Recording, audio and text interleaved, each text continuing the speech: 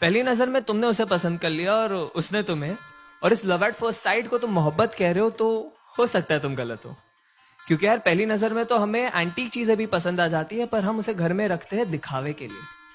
बस क्योंकि देर रात तक तुम दोनों ढेर सारी बातें करते हो और इसे तुम मोहब्बत समझते हो, तो हो सकता है तुम गलत हो।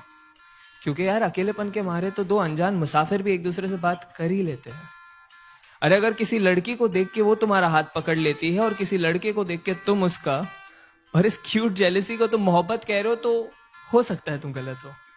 क्योंकि यार परिंदों को पकड़ा जाता है पिंजरों में कैद करने के लिए, उन्हें आजाद करने के लिए नहीं। बस क्योंकि अब तुम दोनों एक दूसरे की बातों को समझ पा रहे हो और इसे तुम मोहब्बत कहते हो, तो हो सकता है तुम गलत हो।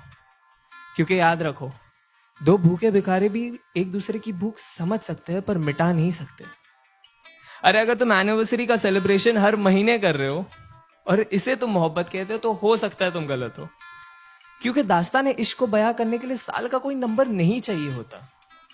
अरे बस क्योंकि तुम उसके इंस्टा स्टोरीज का और वो तुम्हारे स्नैप स्टोरीज का हिस्सा बन चुकी है और इसे तुम मोहब्बत कह रहे हो, तो हो सकता है तुम गलत हो।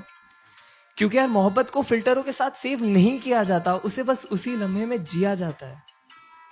हाँ लेकिन अगर जिस्मों में उलझने से पहले तुम उसकी जुल्फों में उलझना चाहते हो, अगर वो बेखौफ अपना बचपना तुम्हारे सामने जाया कर देती है, अगर उसके कपड़ों के बेपर्दा होने से पहले तुम अपने सारे राज उसके सामने खोल दिए और उसने भी अपने सारे डर का जिक्र तुम्हारे सामने कर दिया है, अगर उसका हर आंसू तुम्हारे ही कमीज पे बहता हो और तुम्हारे मुस्कान की वजह उसकी नादानियां ही हो, तो शायद नहीं यार, यही प्यार है। और अगर ये प्यार तुम्हें मिल गया है तो इसे पकड़ लो, जकड़ लो, गले लगा लो और जहां मौका मिले बस इसे कहते रहो कि तुम इससे कितना प्यार करते हो।